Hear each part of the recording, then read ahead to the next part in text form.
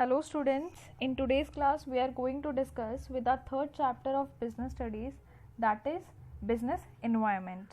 In our last class we had already discussed what is the meaning of management and what are the principles of management. Now we are going to discuss with the meaning of business environment. What is the basic meaning of business environment is that it means that forces and factors, institutions which affect our business, and we have to just concentrate on these forces so that we can achieve our objective. What I am trying to say is that कि कुछ ऐसे forces होते हैं हमारे external forces, हमारे environment के बाहर, environment के, जिसकी वजह से हमारी जो परफॉर्मेंस होती है हमारे बिजनेस की वो इफ़ेक्ट होती है, ठीक है, जिन्हें हमें ध्यान में रखना पड़ता है. अगर हम उन्हें ध्यान में नहीं रखेंगे तो वो हमारे बिजनेस को इफ़ेक्ट करेंगे, ठीक है. अब यहाँ पे बिजनेस एनवायरनमेंट का मतलब है कुछ ऐसे एक्सटर्नल फोर्सेस. अब एक्सटर्नल फोर्सेस कौन से हुए, ठीक है. एक्सटर्नल फोर्सेस हुए आपके सोशल, जो आपके बाहर सोसाइटीज़ में चेंजेस आ रहे हैं, जो आप पे कस्टमर है उसके टेस्ट में, उसके प्रेफरेंसेस में जो है चेंज आ रहा है, फैशन चेंज हो रहा है, ये हमारा बाहर का इन्वायरमेंट है. अगर इस इन्वायरमेंट के अंदर चेंजेस आएगा तो हमें ये चेंजेस हमारे बिजनेस के अंदर अडॉप्ट करने पड़ेंगे, जिससे हम उसको ईजिली अपने बिजनेस के अंदर अडॉप्ट कर सके, उसके साथ कोप अप कर सके, प्लस जो हमारे कॉम्पिटिटर्स हैं उनके साथ हम अच्छे से कॉम्पीट कर सके. अदरवाइज अगर हम ये बिजनेस इन्वायरमेंट को अडॉप्ट नहीं करेंगे तो इनसे क्या होगा, हमारा बिजनेस पीछे लैग हो जाएगा, पीछे हो जाएगा, बाकी के जो हमारे कॉम्पिटिटर्स हैं वो आगे निकल जाएंगे, ठीक है. तो कुछ ऐसी अपॉर्चुनिटीज़ होती है, ऐसा नहीं है इन्वायरमेंट के अंदर चेंजेस आते हैं तो वो कुछ नेगेटिव इम्पैक्ट लेके आएंगे हमारे ऑर्गेनाइजेशन में. कुछ ऑर्गेनाइजेशन में पॉजिटिव इम्पैक्ट भी लेके आते हैं, ठीक है. जिससे क्या होता है, हमें उस अपॉर्चुनिटी को ग्रैब करना पड़ता है कि हाँ ये जो नई चेंज आई है ये हमारे ऑर्गेनाइजेशन के लिए बहुत ज़्यादा अच्छी है, तो हमें ये अडॉप्ट करनी पड़ेगी, ठीक है. कुछ ऐसे इन्वायरमेंट भी चेंजेस आते हैं जो थ्रेट होते हैं, मतलब जो हमारे लिए नेगेटिव इम्पैक्ट भी लेके आता है, तो हमें उनसे कैसे बच के रहना है, या अगर हम उन्हें अडॉप्ट कर रहे हैं तो हमें कौन से जो है मेजर्स, सेफ्टी मेजर्स लेके चल रहे हैं. तो वो सारी चीज़ें वो हमारी किस में कवर होती है, बिजनेस इन्वायरमेंट में. कि आपके इन्वायरमेंट में, आपके बाहर के इन्वायरमेंट में जो भी चेंजेस आ रहे हैं, जो सराउंडिंग्स में चेंजेस आ रहे हैं आउटसाइड द बिजनेस, तो उस चेंजेस को, उस सराउंडिंग्स के चेंजेस को आपको कैसे अडॉप्ट करना है बिजनेस के अंदर, उसका क्या मतलब होता है बिजनेस एनवायरनमेंट, ठीक है. तो यहाँ पे मीनिंग क्या लिखी हुई है बिजनेस एनवायरनमेंट की. Business environment means the sum total of all individuals, institutions and other forces that are outside the control of a business enterprise but that may affect its performance. तो ये definition क्या बोल रही है कि ये सारे फोर्सेस कहाँ हैं, बिजनेस के बाहर है, बिजनेस के अंदर नहीं है. पर इससे क्या होगा, इससे हमारे ऑर्गेनाइजेशन को कहीं ना कहीं जो है इफेक्ट पड़ेगा, और अगर इफेक्ट पड़ा तो ये इफेक्ट हमारे ऑर्गेनाइजेशन के लिए मे बी अच्छा ना हो, जो उसकी परफॉर्मेंस है उसके अंदर कहीं ना कहीं जो है ऊपर नीचे का फर्क हो जाए, ठीक है. तो ये सारे क्या होते हैं हमारे बिजनेस एनवायरनमेंट. तो यहाँ एक टर्म और आएगी, इन्वायरमेंट स्कैनिंग, ठीक है. एक टर्म और आएगी, इन्वायरमेंट स्कैनिंग. अब ये इन्वायरमेंट स्कैनिंग क्या होता है, इन्वायरमेंट स्कैनिंग होता है कि आपको आपके इन्वायरमेंट को स्कैन करना पड़ेगा. आपको आपके इन्वायरमेंट को स्कैन करना पड़ेगा. पहले ये देखना पड़ेगा कि आपके और बाहर जो ऑर्गेनाइजेशन के बाहर जो इन्वायरमेंट चल रहा है उसको पहले आप अच्छे से स्कैन करो, उसके बारे में आप अच्छे से जानो, ताकि कोई भी अगर थ्रेट मतलब कोई भी ऐसा खतरा जो आपके ऑर्गेनाइजेशन के लिए अच्छा नहीं है, ठीक है, उससे ही पहले आप क्या बचना, मतलब बच जाओ या उस चीज़ को आप अडॉप्ट कर लो. अब जैसे आज के टाइम में आपको पता है कि जो ये कोरोना वायरस आया हुआ है इसकी वजह से हमारी इकोनॉमी कितनी डाउन हुई है. तो बिजनेस में सबसे ज़्यादा आजकल लोग क्या प्रेफर कर रहे हैं, डिजिटल मार्केटिंग. डिजिटल मार्केटिंग मतलब हर चीज़ डिजिटली.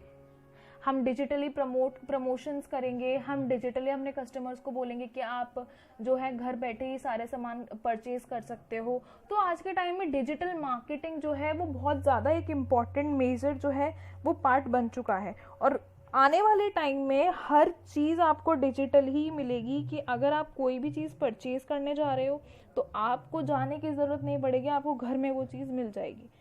ठीक है, ऑनलाइन बहुत सारी ऐसी साइट्स आ चुकी हैं, ऐसी ऐप्स हैं जिसकी वजह से आप क्या कर सकते हो, अपने घर में सामान मंगा सकते हो।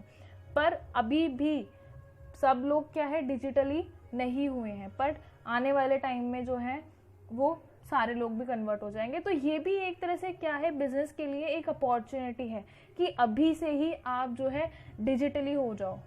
अभी से हो जाओगे तो आगे जाके प्रॉब्लम नहीं आएगी। ठीक है, तो क्या फोर्सेस हैं ऐसे जो हमारे इन्वायरमेंट को इफेक्ट करते हैं, वो सारे फोर्सेस हम इस चैप्टर के अंदर पढ़ने वाले हैं। तो एक्सटर्नल फोर्सेस फॉर एग्जांपल क्या होते हैं, जो मतलब बाहर के फोर्सेस जो हमारे ऑर्गेनाइजेशन में इफेक्ट डालते हैं। फॉर एग्जांपल मैं आपको एक एग्जांपल और देती हूँ। जब हमारा जीएसटी आया था 2017 में, 1 जुलाई 2017 में जब हमारा जीएसटी लागू हुआ था, उस टाइम पे उससे पहले हमारे पास क्या था, कौन सा टैक्स था, सर्विस टैक्स और हमारा वैट, ये चलते थे। तो उस टाइम पे भी जब गवर्नमेंट ने ये चेंजेस करे तो भाई बिजनेसमैन को ये चेंजेस अडॉप्ट करने ही पड़ेंगे। ठीक है, ये क्या आया, एक ही इन्वायरमेंट में चेंज आया। अब इस इन्वायरमेंट में चेंज आने की वजह से बिजनेसेस पे बहुत इफेक्ट पड़ा।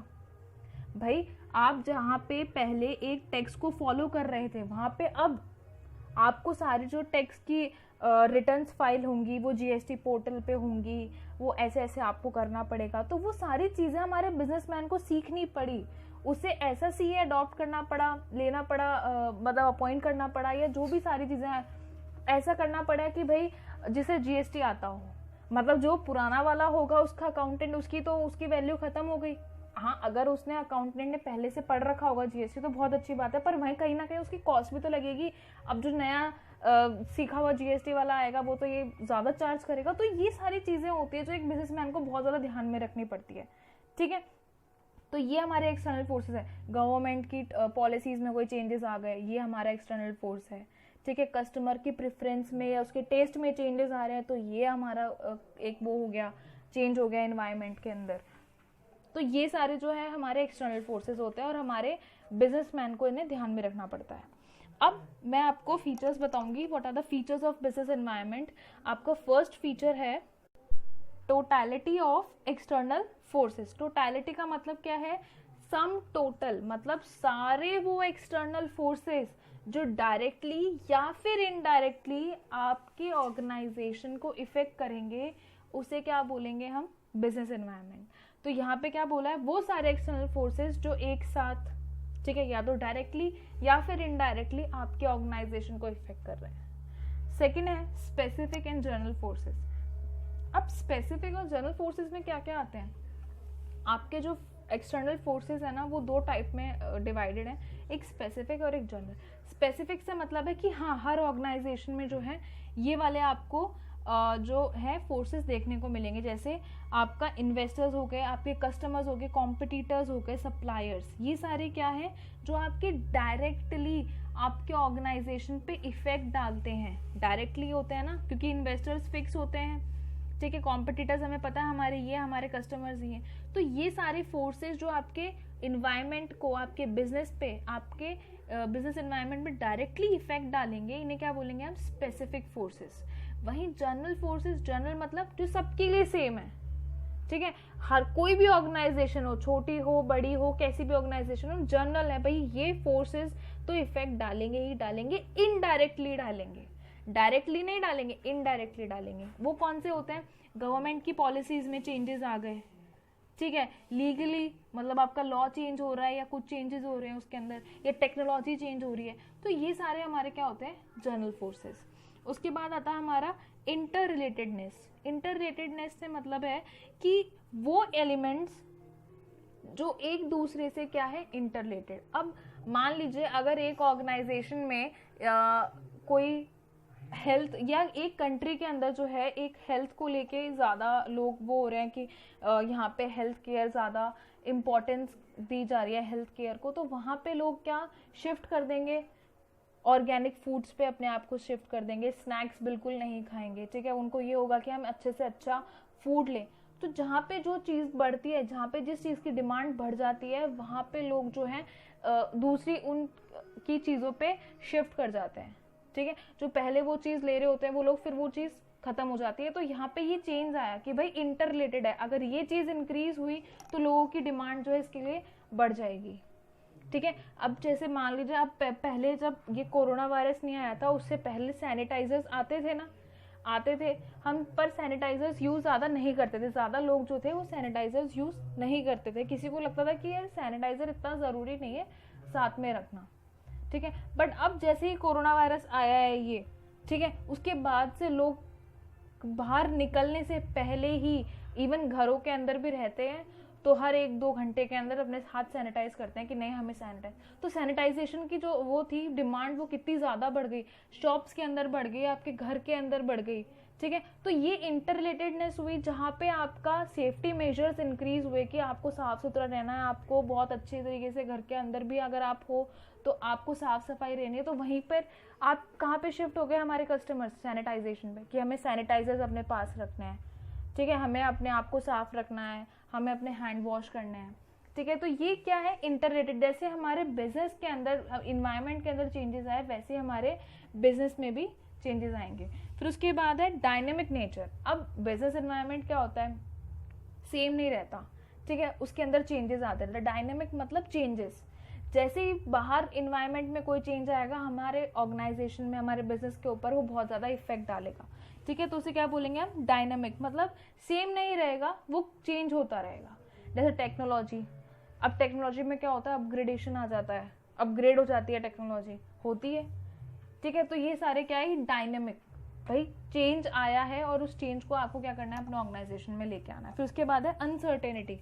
अनसर्टेन होता है, कुछ पता नहीं होता है कि इन्वायरमेंट में क्या चेंज आ जाए, ठीक है। तो अनसर्टेन होता है, कुछ भी सर्टेनिटी नहीं होती। फिर उसके बाद है कॉम्प्लेक्सिटी। बिजनेस एनवायरनमेंट बहुत ज़्यादा कॉम्प्लेक्स होता है। कॉम्प्लेक्स मतलब हमें नहीं पता होता है कि जो हमारे फोर्सेस हैं वो आपस में इंटर रिलेटेड हैं या नहीं, वो इंटरडिपेंडेंट हैं या नहीं, ठीक है। तो या तो वो डायरेक्टली हमारे ऑर्गेनाइजेशन को इफेक्ट कर रहे होंगे या फिर इनडायरेक्टली। तो बिजनेस एनवायरनमेंट में जो चेंजेस आते हैं या जो चेंजेस है वो हमारे ऑर्गेनाइजेशन पे डाल रहे हैं, वो कॉम्प्लेक्स होते हैं, ठीक है। कॉम्प्लेक्सिटी उनके अंदर ज़्यादा होती है। फिर उसके बाद है रिलेटिविटी। बिजनेस एनवायरनमेंट जो होता है कंट्री टू कंट्री डिफर करता है, ठीक है, और रीजन टू रीजन डिफर करता है। कैसे, अब जैसे मान लीजिए कि अगर एक कंट्री के अंदर ये चीज़ है कि भाई वो लोग सॉफ्ट ड्रिंक से ज़्यादा जूस के जो जूसेस हैं उनके ऊपर ज़्यादा प्रेफरेंस देंगे, तो क्या होगा, उस टाइम पे जो जूसेस की डिमांड होगी वो ज़्यादा बढ़ जाएगी और वहीं पे सॉफ्ट ड्रिंक्स की जो डिमांड है वो कम हो जाएगी।